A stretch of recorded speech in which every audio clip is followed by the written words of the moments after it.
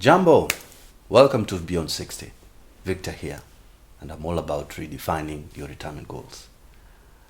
On our last episode, we spoke about the retirement industry, and we spoke a little bit, we touched a little bit here and there on where the retirement industry came from, where are we now, and we touched a little bit about the changes that have happened between the defined benefit contributions and defined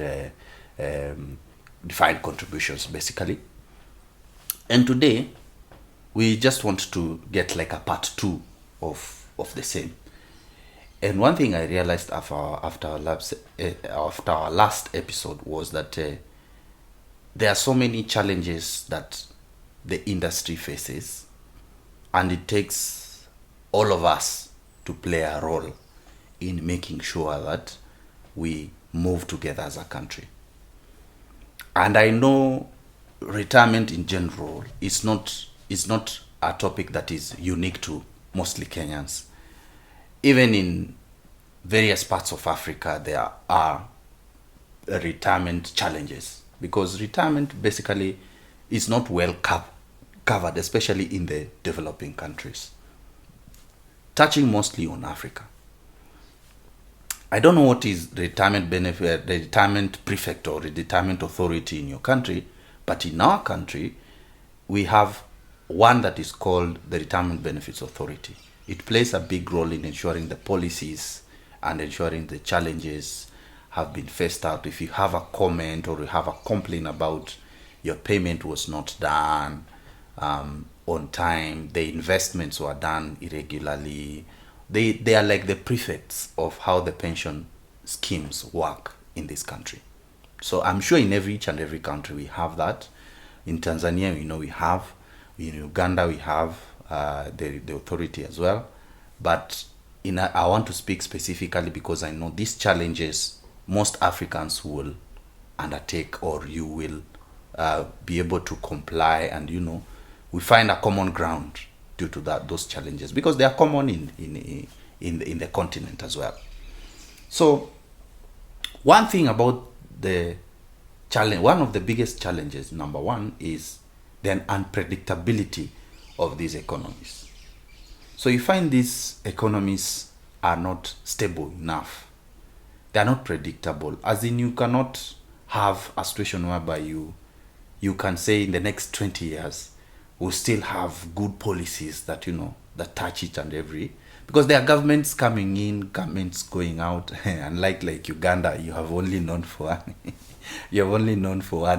one president for all those years. Unlike you, for us, we have had, for me, President Ruto is my 3rd president, or my 4th president, of which I have had a chance to see in this generation. So unlucky for you, but mambo ya Mungu ni mengi.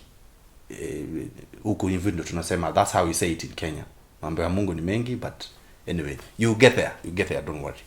Coming back to Kenya, this unpredictability of an economy is a very huge thing in the developing countries. For example, it's very unpredictable. One day you're good, the other day you have a war, one day you have a pandemic, the other day you have drought. It's very unpredictable. So you find people cannot have a situation whereby jobs are sustainable for you to be able to save up for retirement and all that. And even the economy just as a whole. Because as you remember, I told you, this channel is all about the retirement. We want to look at the retirement as a whole package.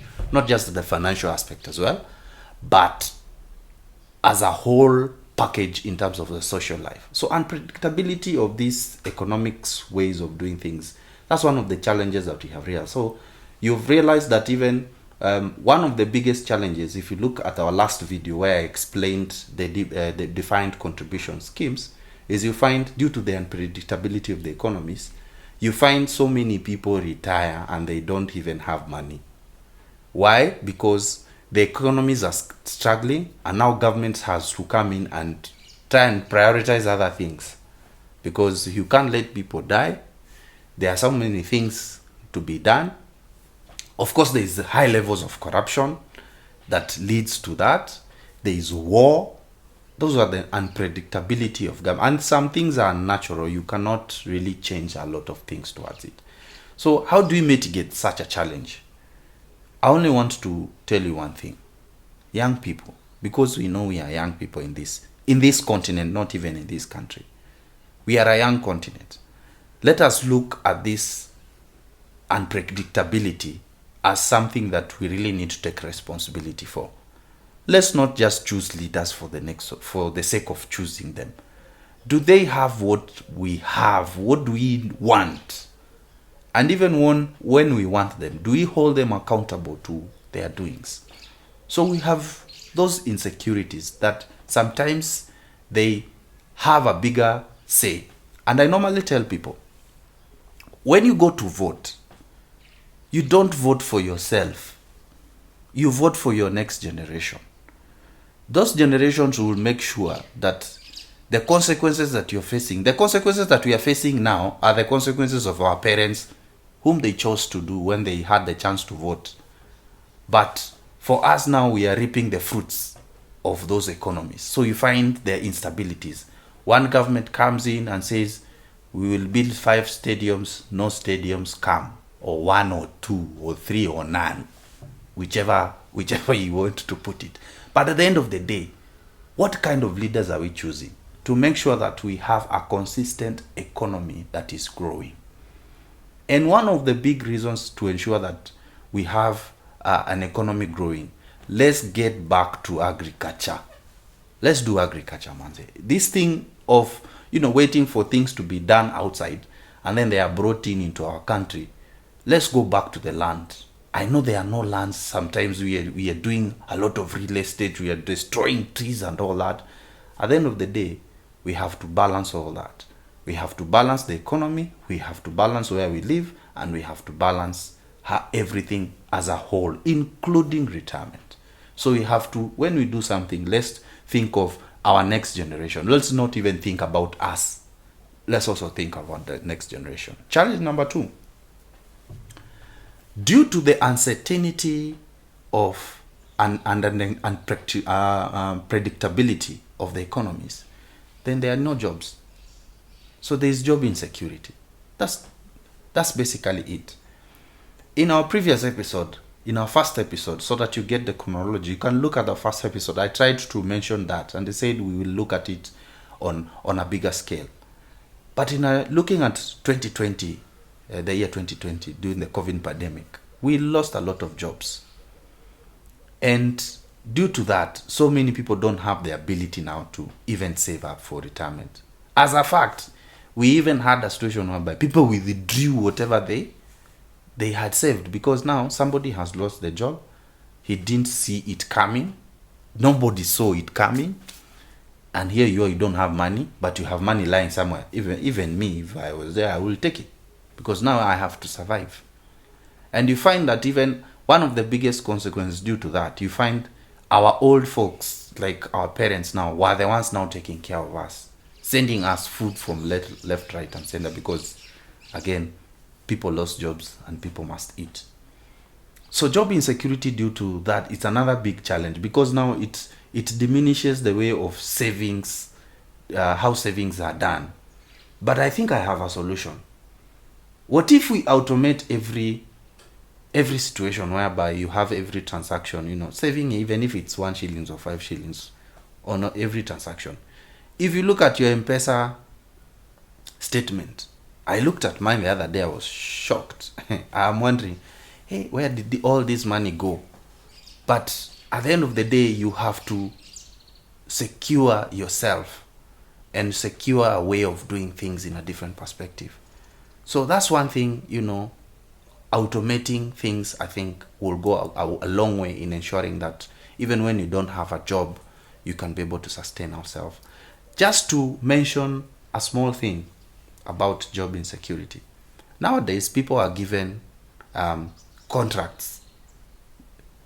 Nowadays, there are no jobs there's very few, unless it is government. It's the one that gives you the permanent and pensionable terms. In other institutions, most institutions do contracts. But one of the things that I find very disturbing at some point, and could be the reason as to why maybe the coverage is still very low, is some employers don't even give gratuity. And the employees themselves, they only look at what they are getting at the end of the month, and then they are forgetting, I am sweating for this work. So when I'm giving work for X amount of years, I'm supposed to be paid for that. I'm supposed to secure for that. It's either you do it or you save up yourself, or you included it in your package during the employment. When you go for an interview, when you are given a job opportunity, you say, do you guys give gratuity? Why can't you ask for that? Because it's part of your negotiation. And your negotiating factor can be different from the other employees. If the other employees don't see that, and that is why this channel is there, you share this information so that now you can even come up and say, we have been working for you for X number of years, for 3 years. We have finished our contract. Yes, you have paid us all the months, but what have I gone home with at that particular time? I've done 3 years of my life with you here. I've spent 3 years. But there's nothing you give me, at the end of the term. So that you're able now to have short-term goals, retirement goals. Because remember, these 3 years, you have already, that's a wrap. You have already finished up with those years. You can never go back. You can never, you've already done that work. Maybe you have made millions for that guy. You have sweat for all that time. If you look at it on that angle, then you'll be able to understand why it is important for you to sometimes to negotiate on your contracts on gratuity perspective. It may not be much. Normally, most gratuities are 31% of your basic salary. And it does not really necessarily come from you as the employee. It comes from the employer because it's the owner of the contract. But you can agree to disagree. But basically, most gratuities are based on 31%. On even the president himself, the members of parliament, the MCAs, they are on gratuity because they are on contract. So when they finish their 5 years, they have a contract that they finish. They are saved up 31% of their basic salaries.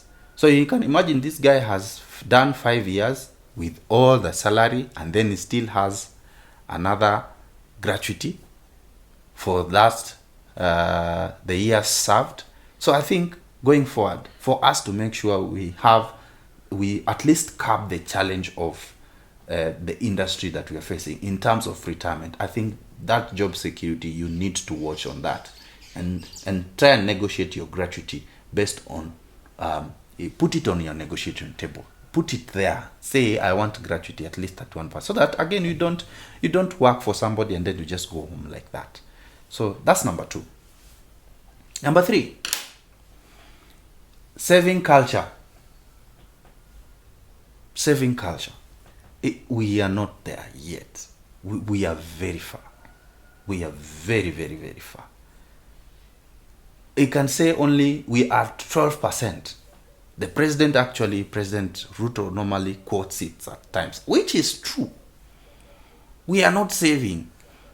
The president is really trying to come up with, policies that make sure that, you have, the economy is saving up, because the whole essence is very simple. If we have a situation whereby the economy is booming and we have money circulating, it means the economy also growing.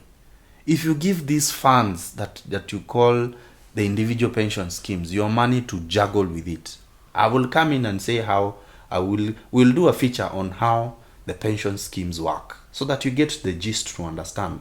When you give somebody or your insurance or your pension plan this money, what normally happens? So many people don't know about it. So we'll come, a whole episode will dedicate to how that money flows in the economy and the impact it has made. Watch out, there's good things coming, don't worry.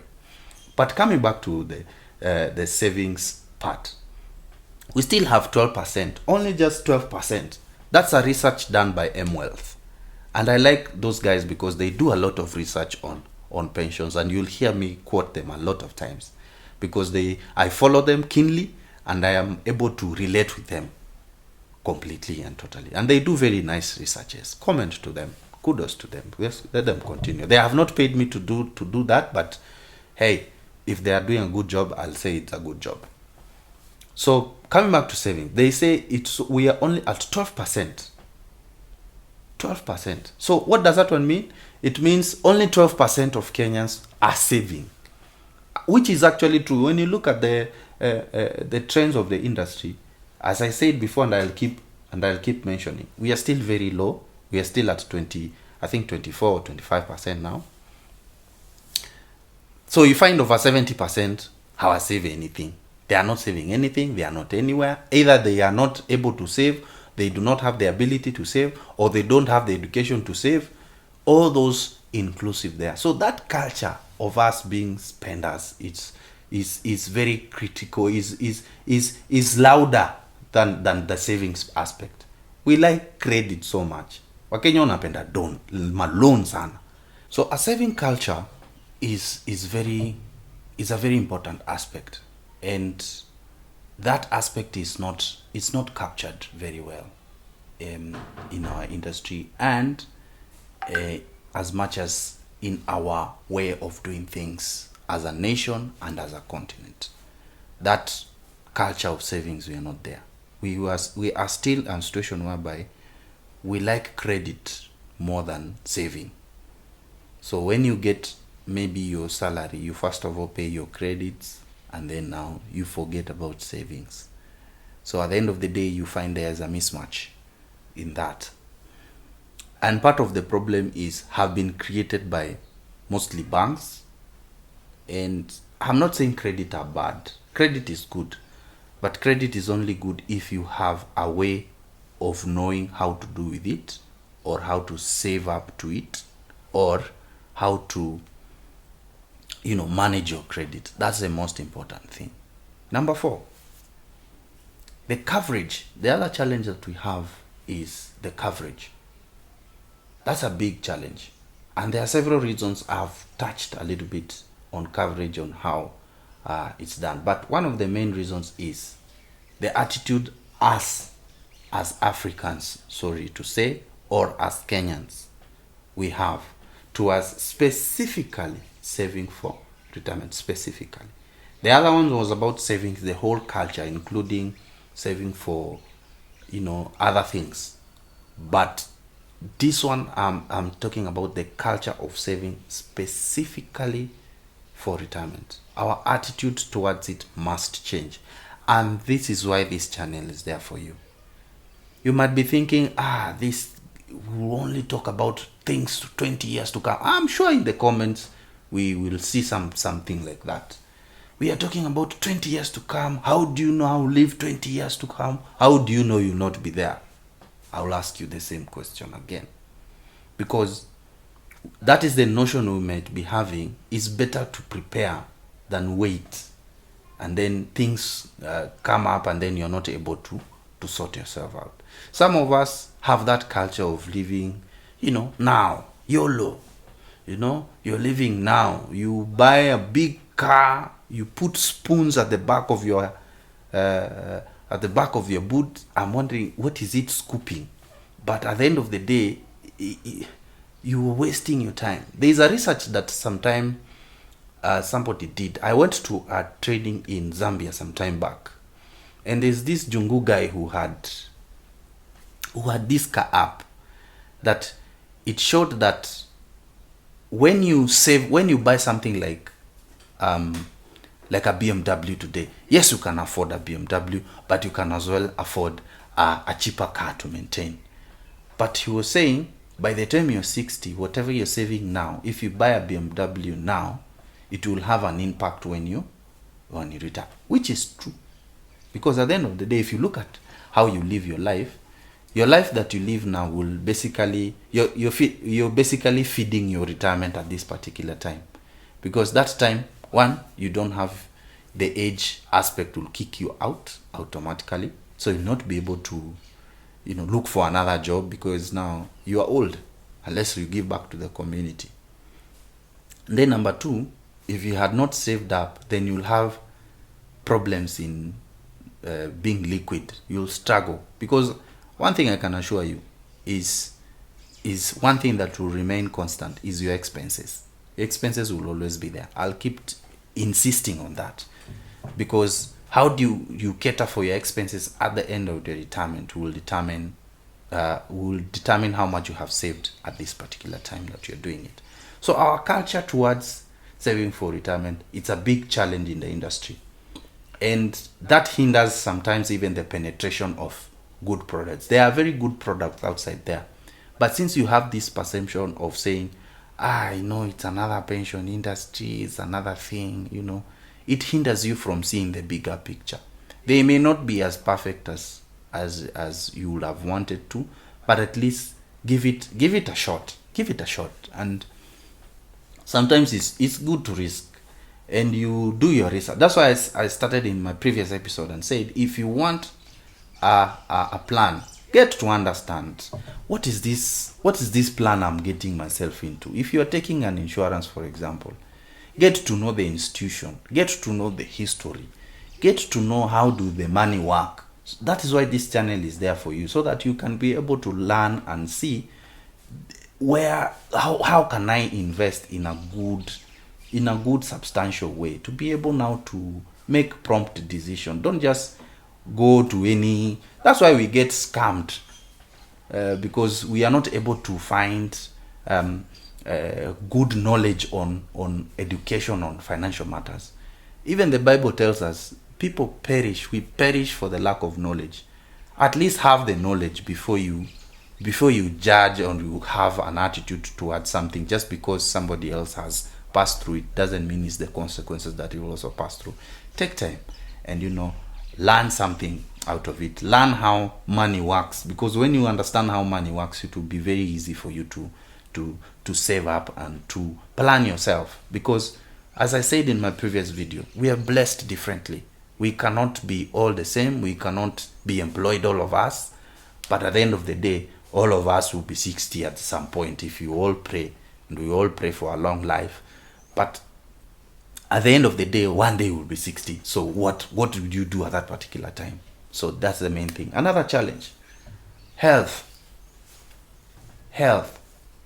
You find naturally you have a situation whereby when you get to 60, naturally your body starts just fading, and it is very important to figure out how do you cater for your health at that particular time, especially if you're not very well off, if I may put it that way. Those who are well off, they are able to take care of themselves, and that's why you find sometimes it's very hard for people live longer. It's very hard for people to to die as fast as possible. Maybe you could add at least 5-10 more years with your grandchildren, just because you took that aspect of the health into very basic seriousness. And I thank the RBA for even thinking about that aspect. They have this product that we have. We are now able to have a product that we can have a post-retirement medical scheme. What that one does is you are able to save up for your health, specifically for your health matters, when you retire, and it matures at the age of 60. So I think it is important, those of us who are young, let's have that thing, so that we don't give pressure to our children. Maybe they are not well off, they may not be well off at that particular time, when they really need also to survive as well. I gave you an example in my previous video. If you want to watch all these videos that are down here, so that you'll be able to understand where we are coming from. So, and I gave you an example of how our family came up with an idea of how to put a medical scheme for our dad, because now we realize he's 60 now. He needs something to go to. He needs some checkups to go to. He needs some things to go to, and for that you need money. You need to be liquid at the end of the day. So we realized, and I came back to realize, what if we realized it 10 years to his retirement? it will have made a very huge difference. It will have even made it better if he himself as a person thought about himself at that particular point. I know he had a lot of pressures in during raising us and all that, but if he put even a small amount aside, it would really have really gone a long way in ensuring that he has something to take care of himself health-wise. So there are products that we are able to give ourselves, and we are able to bring up the policies that are there. And I thank the RBA and even the government of Kenya to think about well, the main aspect and the most thing that normally happens is you find the most expenses is normally the health sector. So at that time, you really need that money at that particular point, because now you are not able to generate even more. So think about it. Think about all the challenges in the industry, and don't be the statistics. Don't be the statistics. Take time, realize yourself, and jiite mkutano. No, I don't want to be this part of the statistics. And that's why I said some of this education, it may not be enough on this channel, but at least you have learned something. You may not come to me all that, but my joy will be I have changed a life somewhere just because I gave you something to think about. So as you think about our next episode, kindly subscribe for more content like this one. Comment as much as you want. You can drop me an email. The email is down there on the subscription. And subscribe to give me encourage a brother. Because as I say always, your wish is my command. Thank you very much.